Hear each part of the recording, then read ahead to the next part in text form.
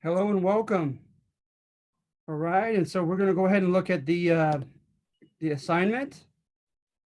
And let me get your names down. Make sure you get your extra credit. Although it's pretty easy, it's pretty much the same group. All right. So as I'm getting that together, I want to introduce the subject in light of a historical anomaly, right? Something out of the ordinary. And that is, here's the roll sheet, is oftentimes, right, the court history, the original history written by oftentimes official people connected to the cabinet, someone connected to a president and administration, etc., who give an account, almost invariably give one that is very positive in note, right? It makes it justifies what they do. It praises what they do, claims that they are exceptional in one manner or another, etc. This case is different. Okay, with this case, oh, sorry, I didn't turn my phone off. With this case, it's quite different. Okay, and why is that? Well, the main reason is what they have hindsight. Hindsight is 2020. They can look back and see what the 20s led to. And as you probably already know, before I answer it, namely the Great Depression, right? So with the Great Depression comes a narrative to try to get past correlation to causation regarding what caused the Great Depression. All right. And of course, it's argumentative, just like so many things in history are when it comes to causation, what causes what to happen, etc. But I wanted to introduce the subject as such that I find that to be interesting for those of you who are going to become history majors, if any of you, that's quite unique about the history of the 20s, is it reads as a cautionary tale, right, of what not to do, okay, leading up to the Great Depression. So you probably have heard the narrative. There's nothing really novel, unique that I'm going to share with you today, as it's been the narrative for years and years. Okay, and that is that there were not enough economic, political, and social or cultural restraint demonstrated during the 20s. That it was a decade of excess, of just too much, people lacking self-control in a myriad of areas, in a myriad of manners, etc. All right. So when you look at that, that's important to remember. Now, remember, this is a popular interpretation. Any interpretation has holes in it. Okay, it's bound to change. It's bound to be revised, etc. And not that the facts that they are finding will necessarily be disproven, but they'll probably find other facts and other ways of looking at the facts that could change or alter slightly or radically our perception of this decade. So I'm going to give you the old one, okay? And that is that it began, a lot of people believe, with material conditions, right? The 1920s was the first era in which the United States and the average American was urbanized, with the urban requirement. It has changed in number, but sometimes it's been around like 20,000, sometimes less than that, sometimes up to almost 50,000 people in one locale. They will then consider it constituting a city, right? An urban environment. And so for the first time, more Americans, whatever that number happened to be in the 20s, happened to be urban than rural, than outside the urban areas. All right. And with that, right, I mean, to this day, those of you, if you go to San Francisco, if you stay in LA, if you go to New York City, etc., they all have their own kind of, their own kind of geist, their own kind of spirit and culture. But there are similarities, perhaps metropolitan similarities, that differentiate them from an agricultural, valley, small town in the Central Valley of California, etc. Right? Just a different style, a different culture, different worldview, etc. So that's what supposedly where it begins. Is a lot of Americans moved to or developed cities developed where they already were, or they moved to such cities. Okay, oftentimes for jobs, right? Then you also have the fact that you have the automobile. The automobile was invented like 1904, but it was not commonly consumed and mass produced from the factories of Henry Ford, etc., until the 1920s, and at an affordable price. Well, not just necessarily at an affordable price. Oftentimes, the first ones were like $112, which back then was a lot. But you were able to buy it on credit, and that was huge. The 20s were the first time where credit became openly available and openly exploited, right? Taken advantage of. So you have stats that contend, right, that there were. Bear with me here as I look for the facts to correlate with that. Let's see here. I have here on my notes, nearly 80%, 80, of families, 21.5 million households, had no savings by the end of the 20s. Wow, right? A tenth of 1% of the richest one of the tenth of 1% richest held 34% of all savings. Okay. But real wages went up 8% in the 1920s. So, considering the cost of living, et cetera, considering per capita average, right, per person in the population, averages on the whole went up 8% during the roaring 20s. Okay. Giving people more purchasing power. It says here by the late 20s, 80%, 80, of radios, 3/5 of vehicles or automobiles were bought on credit. Okay. While the top 24,000 families saved, invested, and spent in excess of $100,000 a year. So the problem is, right, is the common people, according to the stats, were spending beyond their means, and the gap between the rich and the poor was getting exacerbated or made worse. So everyone was living in excess, right? According to some of these stats, living the good life, right? Living that consumer-oriented life. At this time also, right, just going to go with this. There's so many different directions to go. College, right? With the kids, let's see here what facts I have. The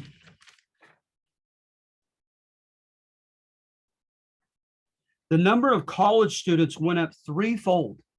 It tripled, okay, during the 1920s. Okay, from 1900 to 1930. So now that afforded kids time away from home before they, quote, settled down and married. Okay. Advertisements came of age, according to Alan Brinkley's textbook, telling you needed, right, a bicycle or a car, or you needed the latest fashion in clothing or makeup or pomade for your hair, or you needed to attend the latest amusements in nightlife, or go to the big malls that came of age during the 1920s. Nightlife really took off by help of electrification. Okay. So lots of nightclubs and so forth. And not to mention, right, you had the the blistering um, uh, origin of jazz music. It just took the nation by storm.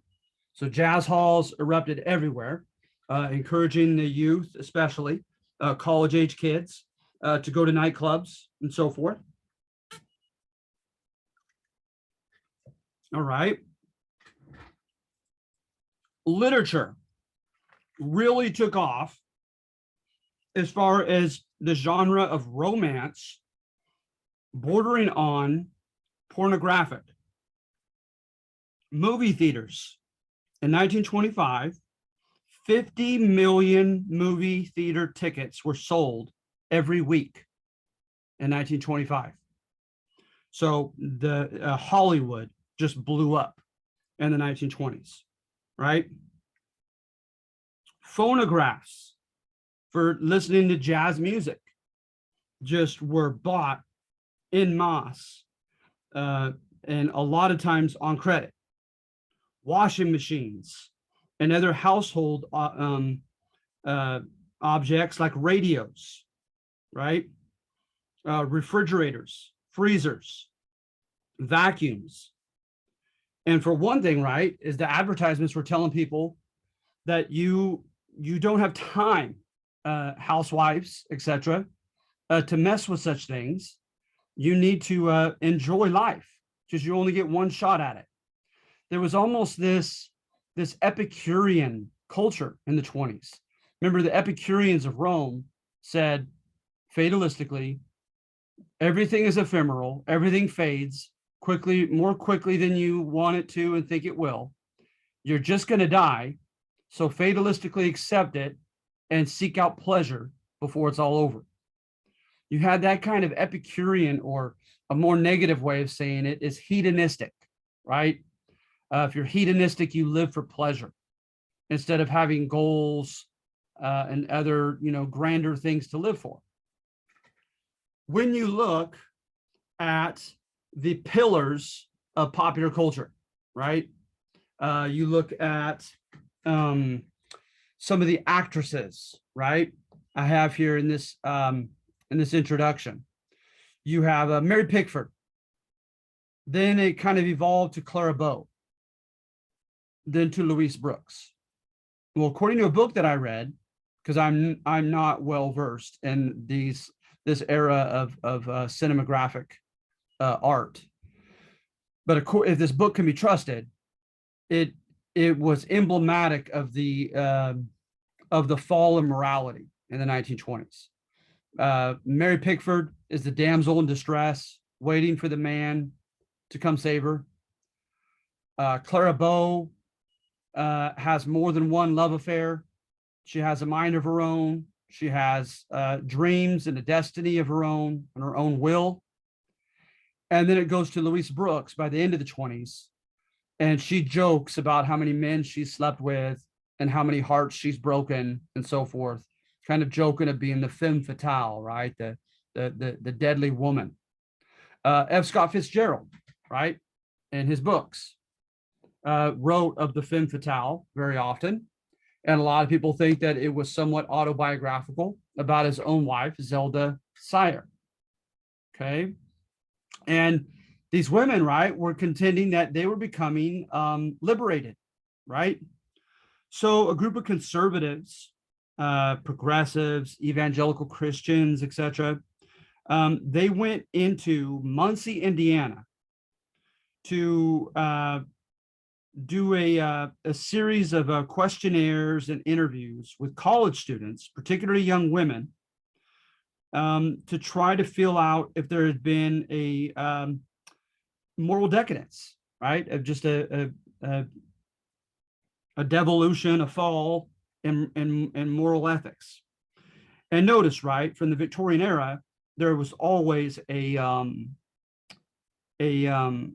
double standard, right?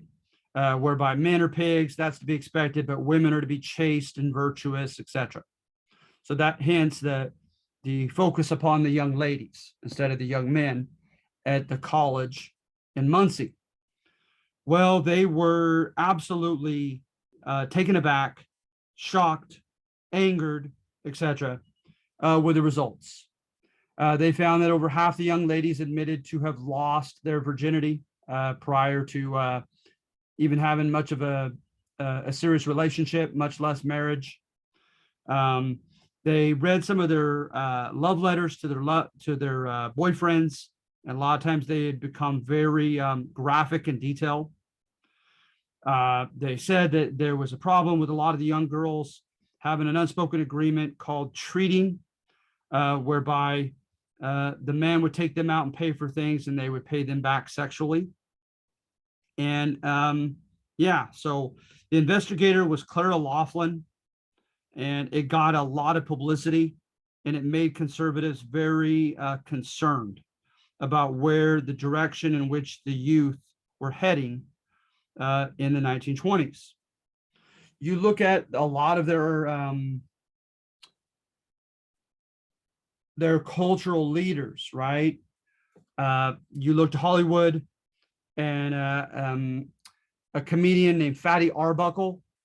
They believe, with good evidence, literally got away with raping and murdering another lesser known actress.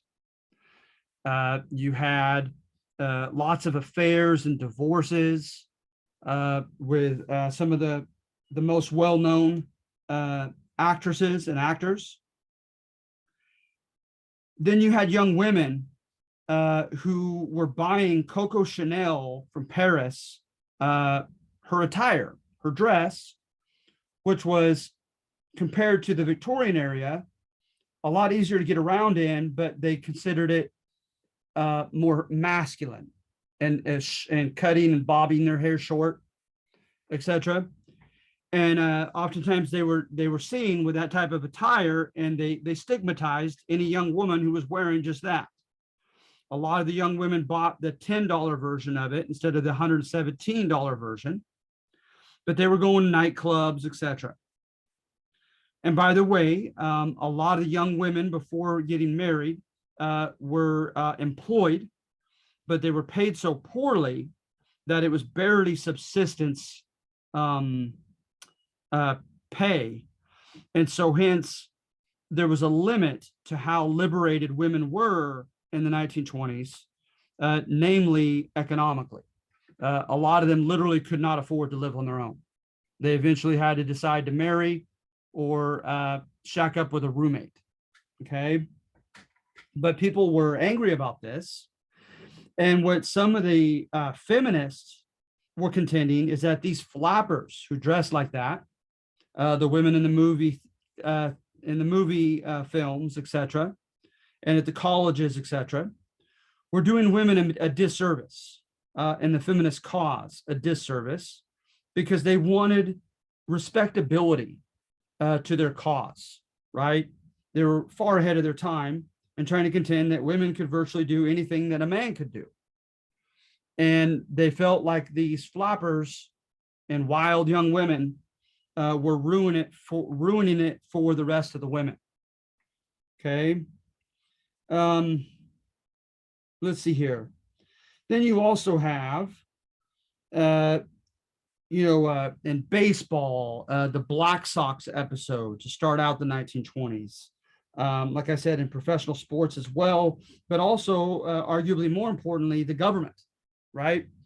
Warren G. Harding is oftentimes depicted as the absolute epitome of his decade.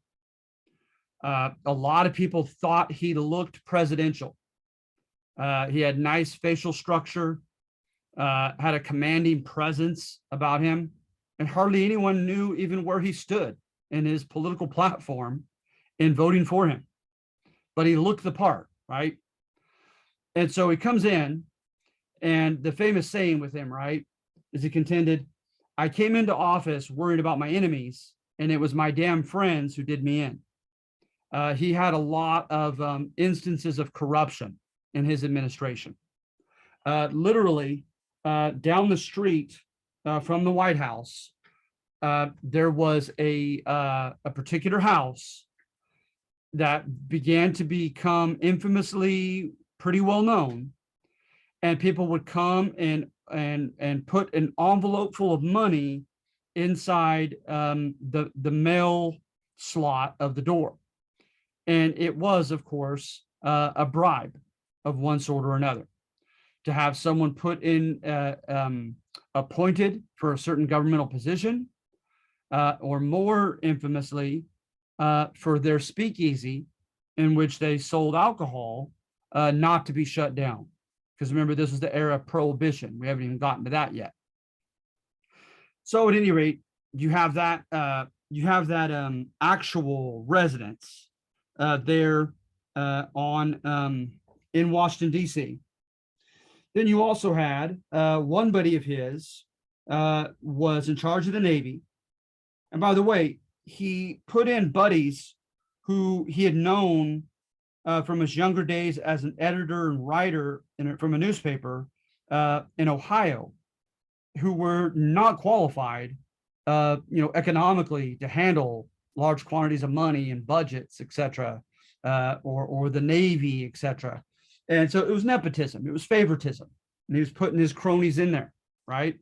Because to him, everything was about loyalty and paying your friends back. So one of his buddies in charge of the Navy is sitting on a lot of oil in Teapot Dome, Wyoming, and he is not in immediate need of it. And so then the man of the Department of the Interior, another buddy of his, says, "Hey, I need you to write that oil over to me. You're not using it. The Navy's doing well with it. Please sign it over to the Department of the Interior, and I'll reward you for it on the side." So the buddy does, goes to the Department of the Interior, and the Department of the Interior sells it to a private oil company. And both those gentlemen in charge of the Navy and in charge of the Department of the Interior become millionaires or more, with that oil tycoon sharing some of the profit of getting that oil reserve, which was supposed to belong to the government and to the Navy. So that became known eventually. Then there was a philanthropic organization, and shame on me for not remembering. But there was a philanthropic organization that was supposed to, remember, phileo means love and anthro means humans. So it was supposed to be like a charitable thing. And again, a gentleman in his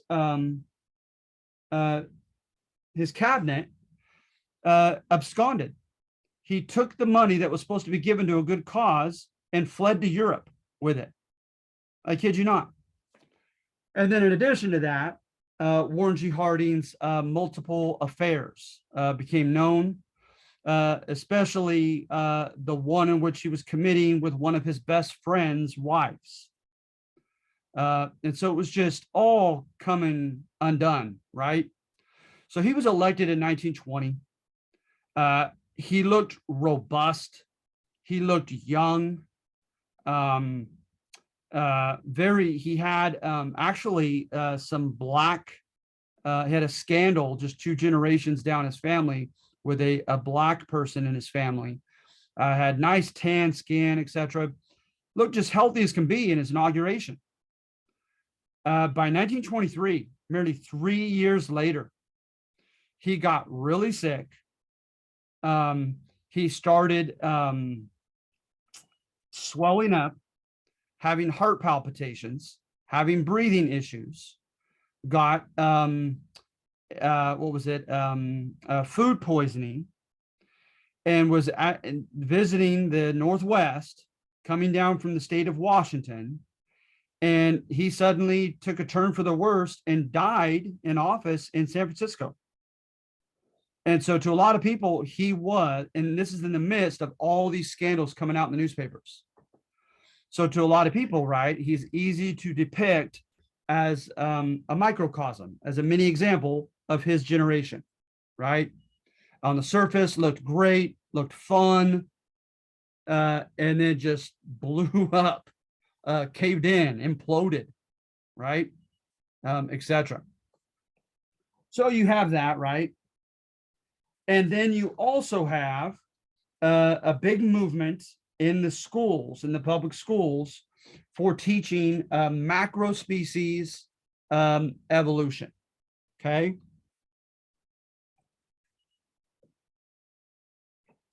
It's one thing to contend, right, that a quote mutation, a longer tail, longer, stronger leg muscles, whatever it might be in any species, gives that individual or family a competitive edge over other people and other animals or whatever, and they're able to out survive their peers, and then have sexual reproduction with others who have a similar favorable mutation, and so kind of survival of the fittest. That's not as scientifically and ethically controversial as contending as Charles Darwin did at the end of his book Origin of Species, that he said perhaps, just maybe, species can evolve from one to the next. So endospecies evolution is one thing, right? Where a monkey remains a monkey, but it evolves. A man remains a man, but he evolves. But from some primate to a human being, that's different. That's a lot more controversial. And then, of course, you have the domino effect ethically and culturally with Christian kids and Protestant and Catholic Christianity, right? Because they contend that the Bible is inerrant, that it doesn't have errors. And so hence, when God made Adam and Eve in the Garden of Eden, specifically as human beings, that is the truth, right? Because if that's not the truth, what else is not true, right? So they're worried about that type of domino effect of credulity, of what you believe and don't believe in, with the gospel and everything. And then also, right, they contended that if people believe, a guy named Amzi Dixon went around as a priest preaching to the masses, saying that if the kids are taught to believe they were brought here by accident, that they evolved simply from a primate, and that everything turns black and nothing happens after they die, there's no moral accountability, there are no rewards or punishments from a just God, etc. afterwards, that they're going to act like animals, and it's going to have a harmful effect on society, because they'll have no feeling of accountability as adolescents and young men and women.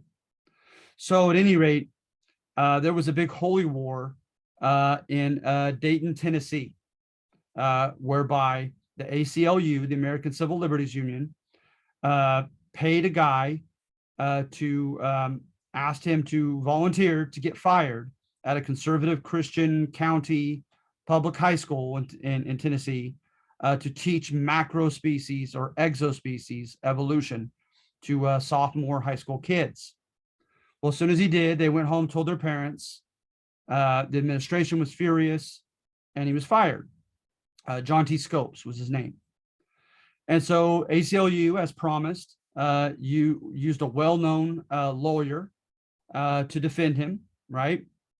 And it became a circus, this trial, because the trial was supposed to be, right, about academic liberty, the academic liberty of a teacher, but also the academic liberty to disagree for a student.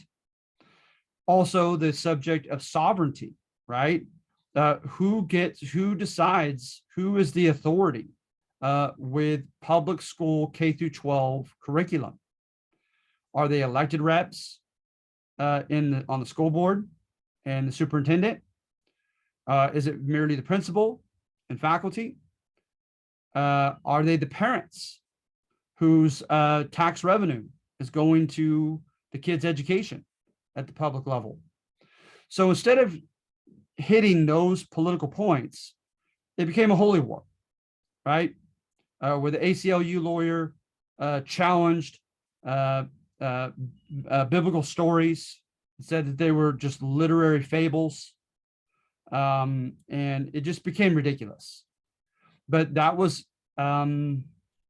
telling of what they call generically the culture war that was going on during the 1920s, right?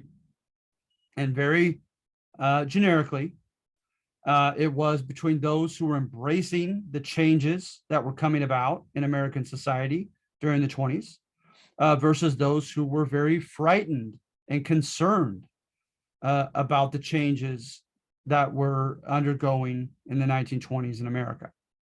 And remember, a lot of Americans just simply chose one battlefront on which to fight and didn't care so much about the other battles. It wasn't the norm, right, for there to be a monolithic conservative who called themselves, by the way, traditionalists, which should make sense to you, right, that they were upholding historical traditions. And there wasn't really just a universal monolithic movement of modernists who were for everything modern as well. But yet that's the kind of dichotomy and simple, black versus white, etc., dichotomy that the press turned it into. Okay.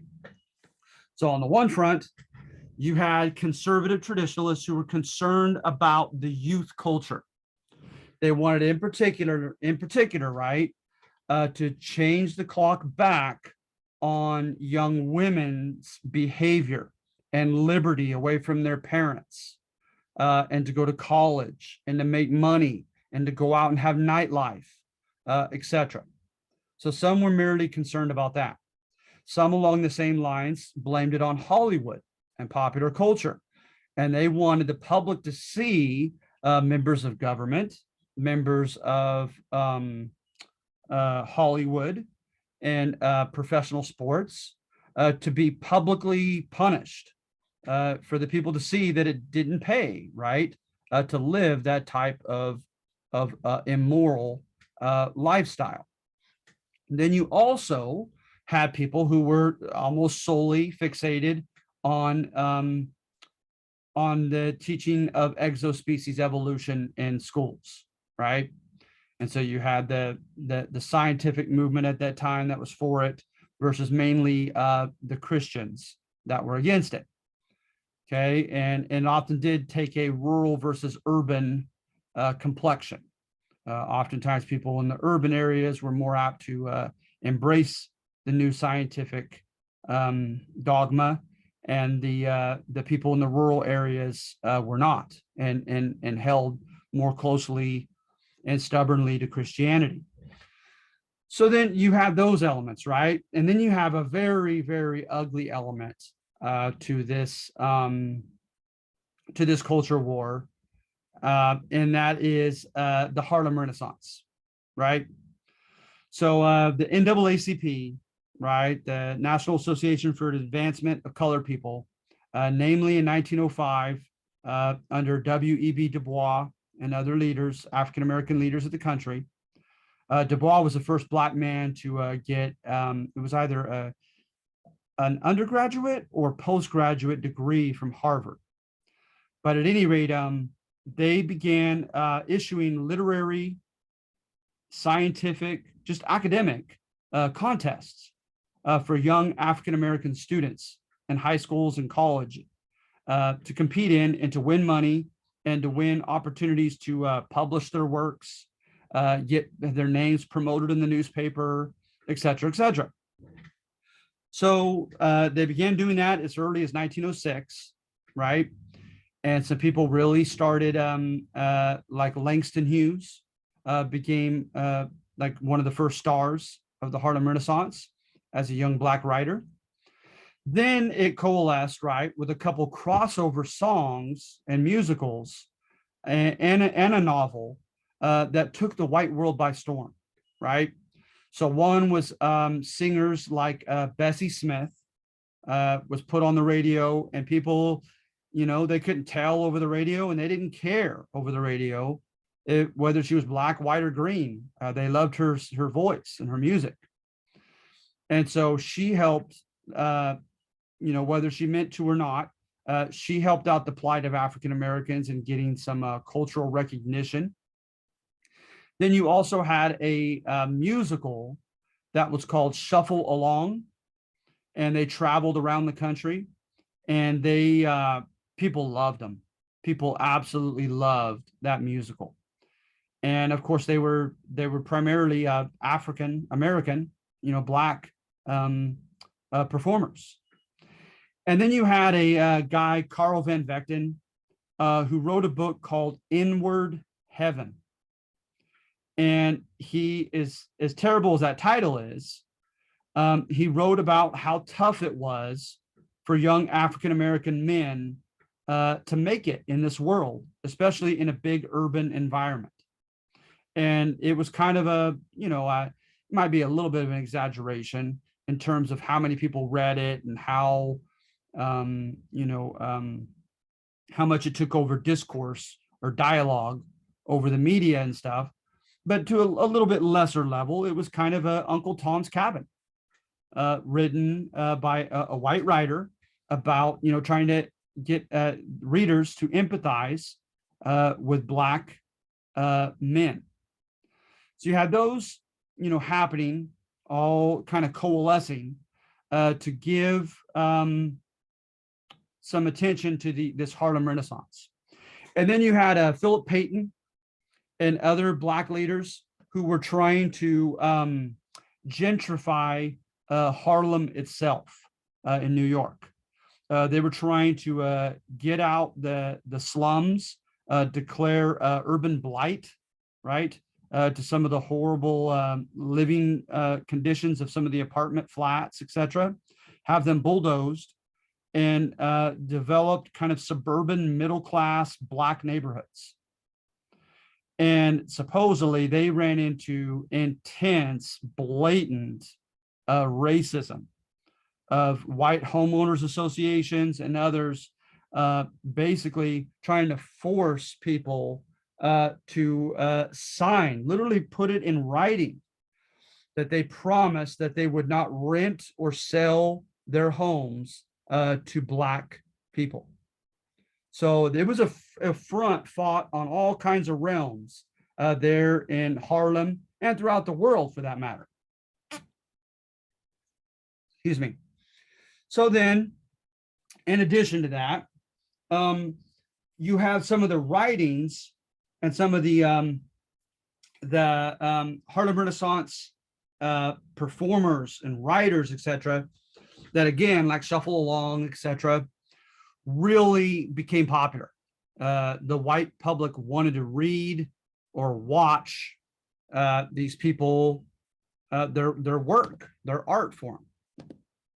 So, for instance, right, perhaps the most salient, the one that stands out the most when you look at 20s biographies and so forth and documentaries, might be Josephine Baker. Josephine Baker, if you just Google her, she is scarcely clad with clothing in any of the pictures you'll find when you Google her. And that's the way the white public wanted her.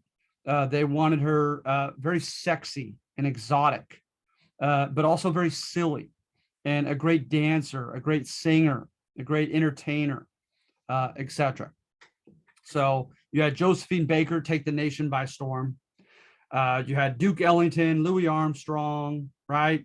And these other jazz performers. The Cotton Club, people were coming from all over the country to check out the Cotton Club in Harlem. Got a lot of attention. And then again, you had writers like Langston Hughes. And give me just a moment.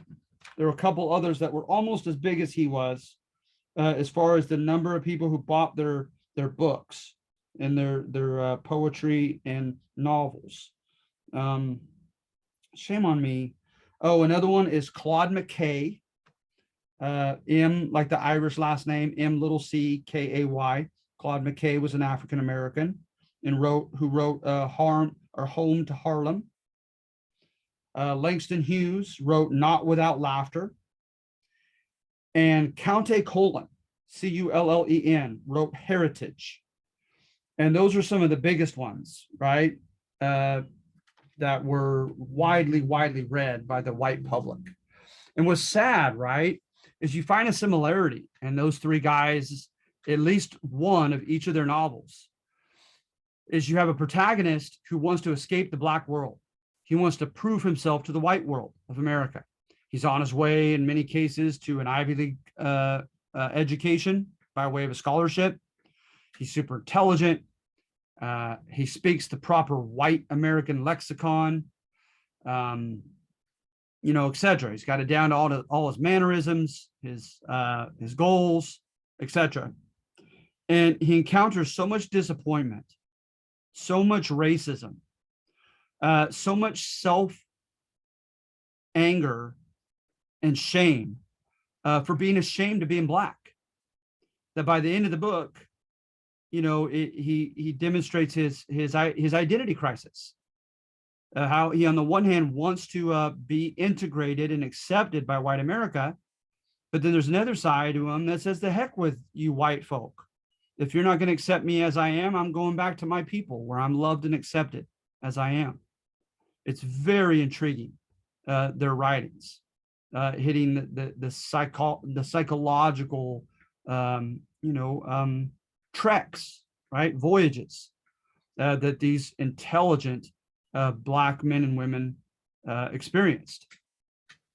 And then you also had an anthropologist, and I have her on a PowerPoint that I can't currently find, but her name is Zora Neale Hurston. And Zora Neale Hurston found a lot of what we know today about slave culture. She was an archaeologist, an anthropologist, an historian, an activist, and she found out a lot that was very, the opposite of incriminating. It was very uplifting for African Americans as far as what she found with black slave culture and their culture creating capacity, etc. All right. And then another sad thing is Josephine Baker. Yes, her business did better in France because they were more progressive than we were in racial relations. Just on the theater alone, the ticket selling ability was a little better. Yes, she married a French man and she loved it over there. But she also made it clear that part of her reason for departing for France for virtually the rest of her life was because of the racism that she encountered here in the US. She grew tired of it and disgusted by it. She'd go to cities, you guys, where she would make tons of money, right? And be just applauded ad nauseum from the stage. But in that very city, that very same night, she was not welcome to eat dinner in the restaurant connected to the facility where she performed, or sleep in a hotel room. It was just crazy. So in many ways, right, the Harlem Renaissance, there's no way that I would say that it was for naught, for nothing.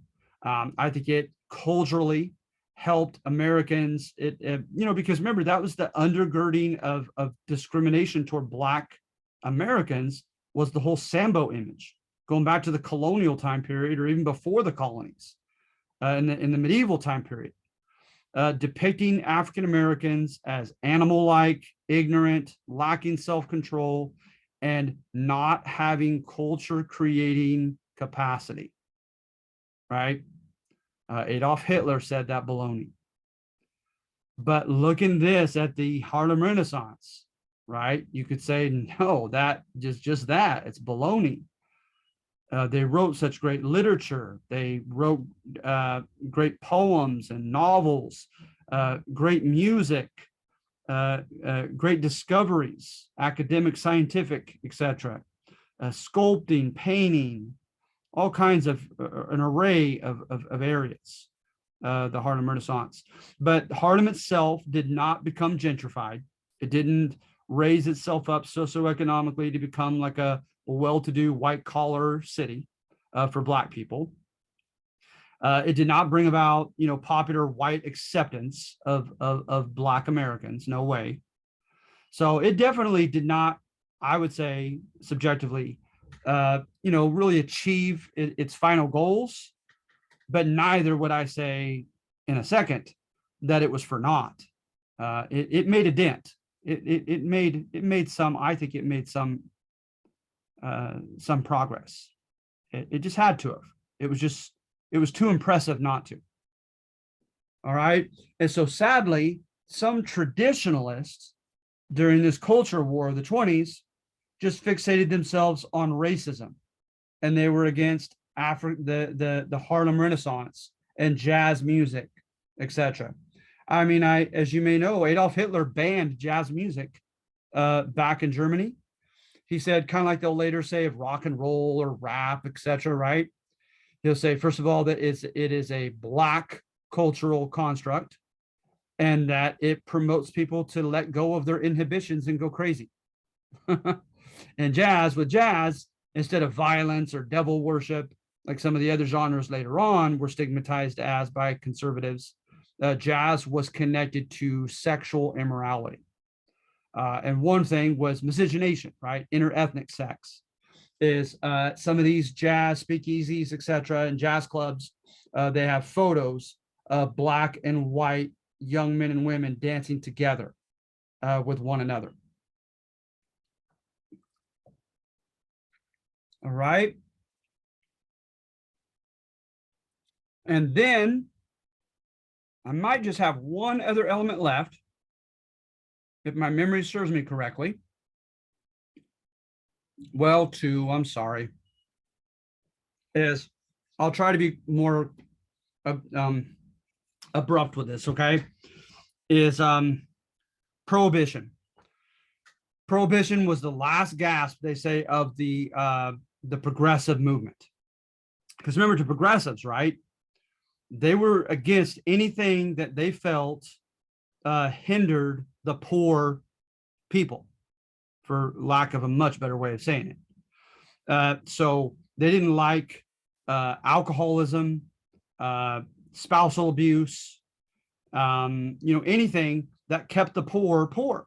They wanted them to be, like supposedly good middle class Americans, and taking night classes and moving up the spectrum, moving up the socioeconomic ladder at their employment, going to college, etc. And then, of course, the evangelicals, right? To them, instead of just thinking of alcoholism as dysfunctional and keeping the poor, right? The evangelicals who were for this, they took it on as a moral evil. It's just that simple. To them, right? Alcoholism is sin. It's sinful. And, and you still had some Americans dating back from the Puritans and before, who believed in the what was it? The covenant theory of the Bible, right? Where you look at the Hebrew people in the Old Testament, and God tells them, right, through Moses and the Ten Commandments, says, if you follow my 10 commandments, I'll bless you. I'll bless your crops. I'll protect you from your enemies. I'll bless your economy. I'll bless your health. You name it, right? And you know where this is going. But the Judeo-Christian God in the Old Testament of the Bible says, if you disobey and sin and live wickedly, I won't. And I'll leave you to your own devices, and everything will go awry. And so that's why some evangelicals, going all the way back to the Puritans, had no problem with coming up to you and knocking the cigarette out of your mouth, right? Or the beer bottle out of your mouth, and saying, don't drink that, don't smoke that. God's going to get mad at not just you, but at me as well, at my children as well, at our entire generation, at our entire community. So remember, by this time, by the 1920s, this is 100 years after classical liberalism took root, right? You do your thing, I do mine. As long as you don't step on my toes, we're good. And this definitely went beyond that, right? Where the evangelicals and others said, no, we're going to get in other people's business, and we're not apologetic about it, right? What's interesting is a lot of Catholics did not, for one simple reason, right? It's more normative to drink wine in moderation within the Catholic Church. They believe in transubstantiation, so they actually use wine in the Eucharist or communion, as opposed to Protestants.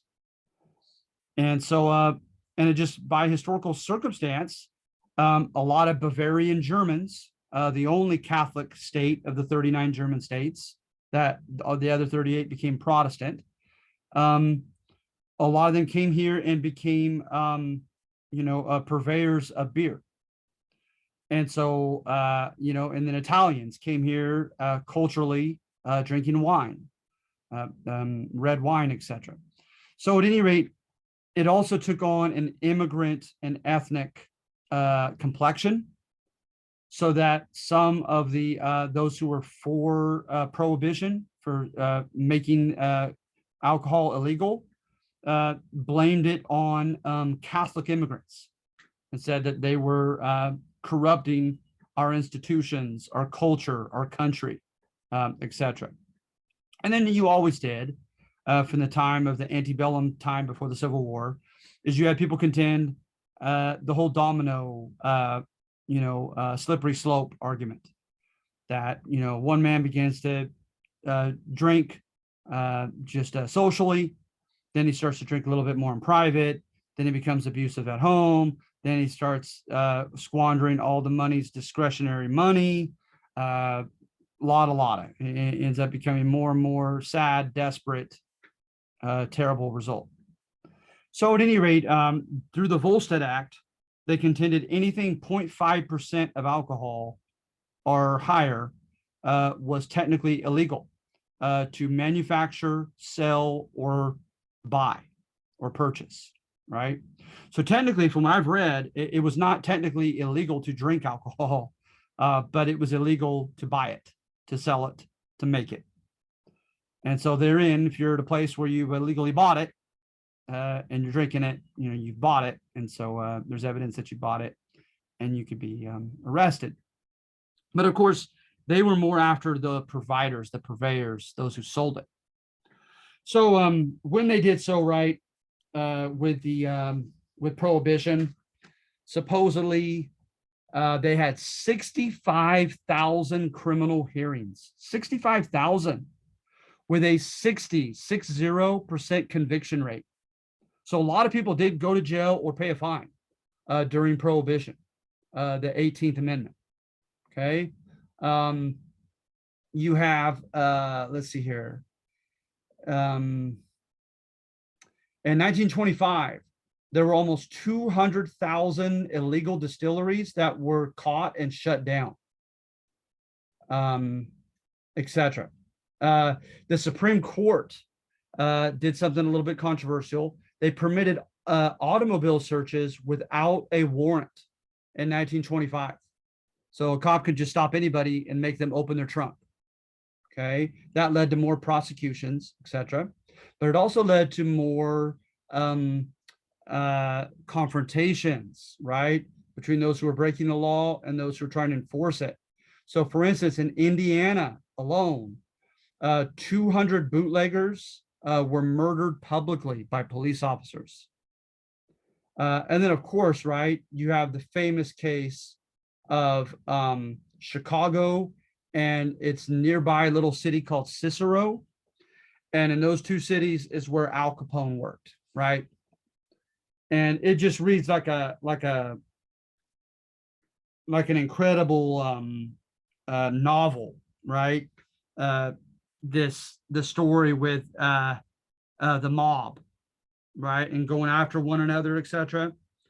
So first there was a mayor, William Hale Thompson, and he said, as the mayor of Chicago, he was going to let the mob do its thing because he thought it was unconstitutional to tell Americans they couldn't buy, sell, or drink alcohol. Well, he was able to finish his term, but then he was followed by William Dever, D-E-V-E-R, and William Dever did a 180, try to make up for that, and said, right, I'm declaring war against the mafia here in Chicago, in Chicago. So from 20 to 24, there were over 200 public gang-related slayings in Chicago. Colosimo was the first leader over Capone. He was killed by Frankie Yale in a nightclub. And then Torrio had the Jenner brothers kill his rival, his Irish rival, O'Banion in Chicago. Then after that, Weiss and Moran went after O'Banion at his famous flower shop and killed him. Then Torrio was shot 4 times and very luckily saved from being executed by someone driving by. And he puts Capone in charge. Capone gets in a highly publicized gunfight with one of the leaders of the Irish gang. He had almost a fictitious sounding name. They called him Peg Leg Lonergan. And he killed Lonergan in front of hundreds of people at the nightclub, finished him off behind a piano. And of course, no one had the guts to take the stand against, against Al Capone.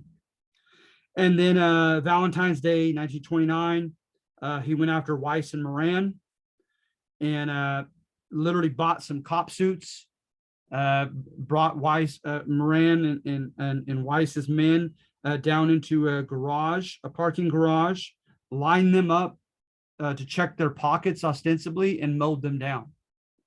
And an editor shows a horrible picture of the aftermath of these dead bodies of the St. Valentine's Day massacre. And it's just crazy how out of hand things got with prohibition. So then people say, right, okay, well, to what extent, right? Because the 20th Amendment after the 18th, because in between them was the 19th Amendment for women, okay, for voting rights for women. But with the 20th Amendment, they annulled the 18th, right? So obviously we're no longer living under prohibition. So what are some of the reasons for which it may fail? Well, some people point to money and hard facts as such, right? So for instance, Congress initially only gave $2 million to enforce this across the whole country. And even though 2 million was a lot more back then, it still was nowhere near enough.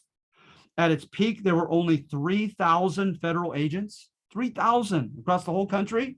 So they're relying upon the states to largely enforce it with their police powers, right? And the agents were only paid $2,500 a year, which was not impressive for the fact that they were risking their lives.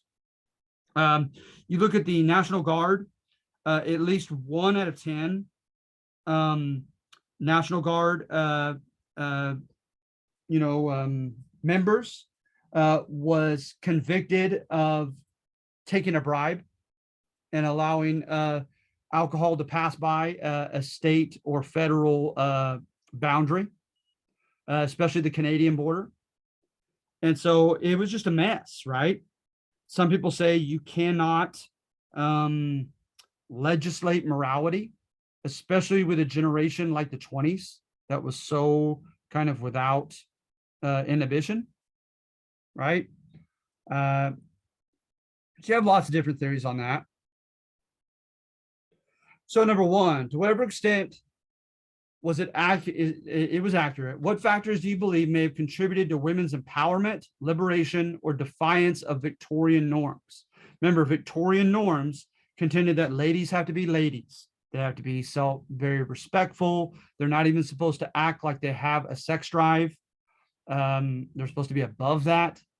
And they're supposed to know their place, right? So what were some of the factors that changed that? You're choosing one of these to write on. Okay, so this assignment is different. It's not an argumentative piece like the others. Number two, option. To what extent did the Harlem Renaissance earn popular or institutional respect, tolerance, or inclusion for African Americans? Okay, so that's one to consider. Number three, why do you think prohibition failed? All right. Number four is more generic. To what extent were the traditionalist concerns reasonable or justified? Okay. Number five, to what extent did hedonism, living for instant gratification or pleasure, or irresponsible decision-making or behavior during the Roaring 20s contribute to the Great Depression? And I gave you some stuff on that right at the very beginning, with people not saving any money, spending beyond their means, purchasing on credit, etc.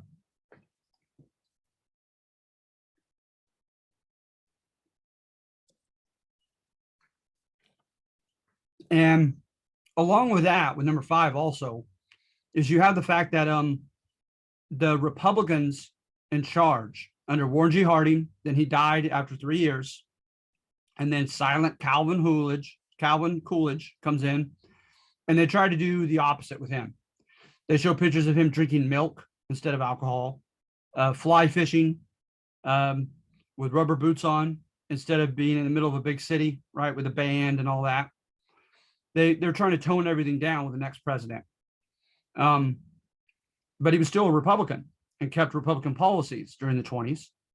And then you also have Herbert Hoover, who had the no-nonsense, rags-to-riches engineer and businessman persona, but who always looked like, even though, kind of like Alexander Hamilton, even though he was born poor, that he was for the rich by the time he himself became rich. That was the image, at least, that was stigmatized upon him. So those are the 3 Republican presidents. And when you look, they were a little bit hypocritical. And then on the one hand, they claimed to be laissez-faire. Remember, laissez-faire means government, let it be, let the economy do its thing. So they didn't tax Americans worth a darn, right? Including the wealthy. There were some very wealthy people who boasted that they didn't pay a dime in taxes because they didn't have to pay much to begin with. And in addition to that, they had lawyers who knew loopholes, right, to get around paying the taxes. So a lot of revenue was not coming in that could have come in from taxation for safety net issues and so forth, right? Also, they were laissez-faire when it came to refusing to bail anybody out.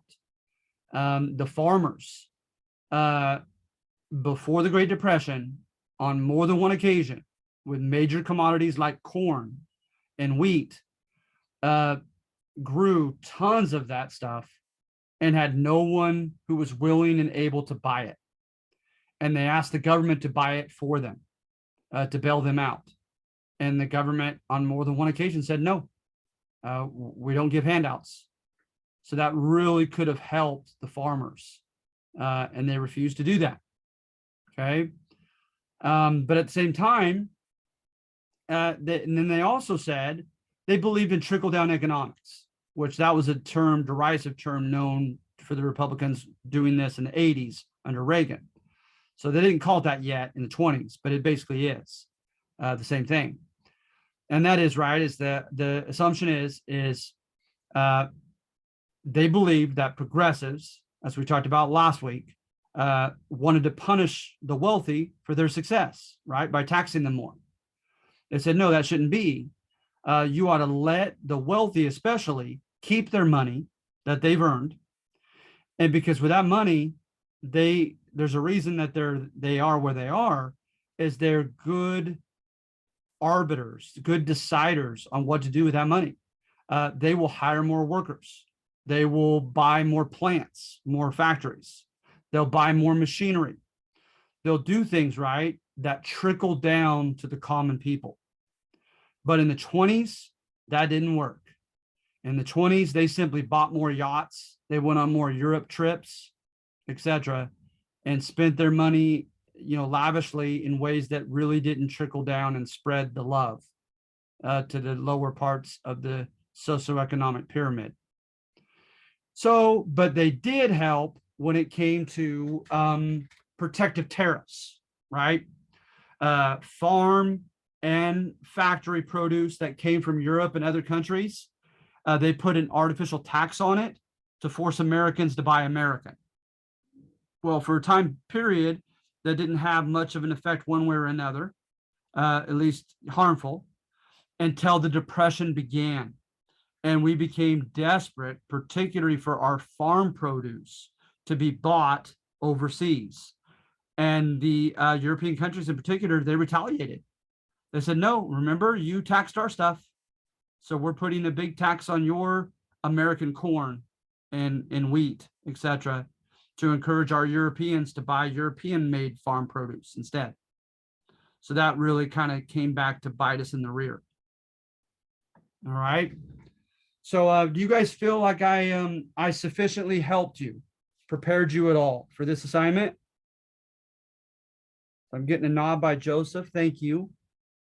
Yeah, remember, so this is different, obviously. You're simply choosing one of these. And remember, you're basically doing what I do weekly, right? However poorly I may do it, is you are trying to have an argument and support that argument.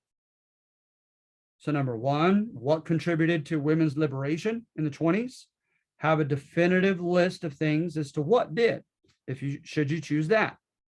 Number two, the Harlem Renaissance was successful, at least in winning respect and tolerance, if not, actual, inclusion and political and civil rights, as we all know, it did not yet do.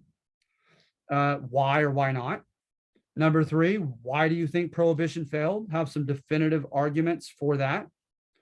To what extent were the traditionalist concerns reasonable or justified? That's kind of generic.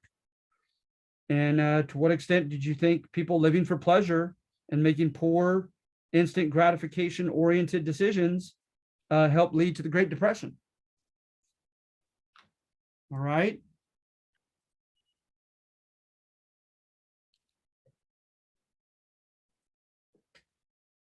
And so, I still treat this as COVID type circumstances. Before COVID, I would have expected you to use an actual, hardcover book, at least one, on the subject of your choice, to cite your supporting evidence from. But still, since COVID, I'm fine with you using internet sources. Okay, but please not Wikipedia. Find something a little bit more respectable than Wikipedia, okay? And make sure you cite it. Does this assignment require for us to cite something, sir? Yes, I would very much appreciate that. Okay. If you could, like I have here, please cite at least one source. Online sources and video documentaries are fine, and use data and logic to defend your answer. And I don't care, this is not an English class. I could care less the format in which you cite it. I'm from way back at Generation X. So they gave us two options, right? Do parenthetical, literally at the end of each sentence in a parentheses, make a reference to it, and then have a works cited page at the end of what source you used as your last page. Or as I've switched to, which I find more expedient, is hit Control Alt F, right? Control Alt and F, and it goes down to let you give a footnote and put the information down at the bottom as a footnote. Okay, sir. Thank you. Okay, no problem.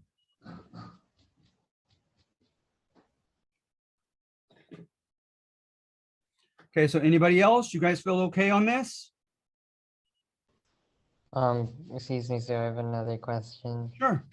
How long do you expect this to be, sir? Like a page or? Yeah, like I said here, please type at least one page addressing any one of the following questions of your choice.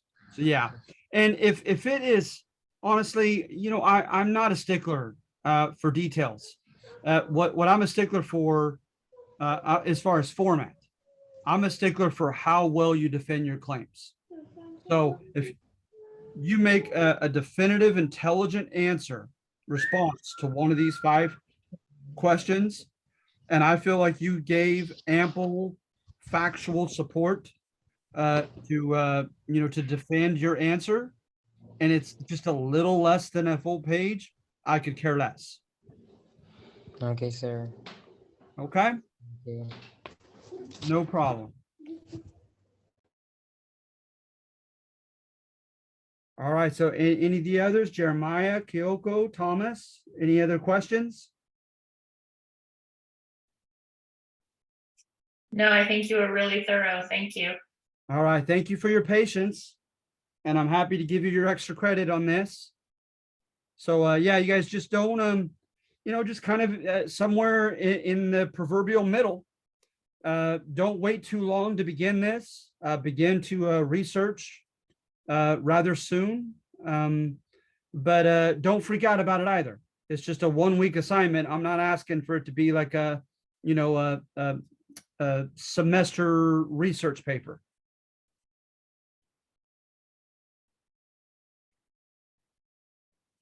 All right. Well, you guys have a good day. Okay. I need to get ready for my in-person class. I have an in-person class at 3 o'clock. Okay, sir. Bye. All right. Have a good day. Okay, you guys. Thank you again for coming.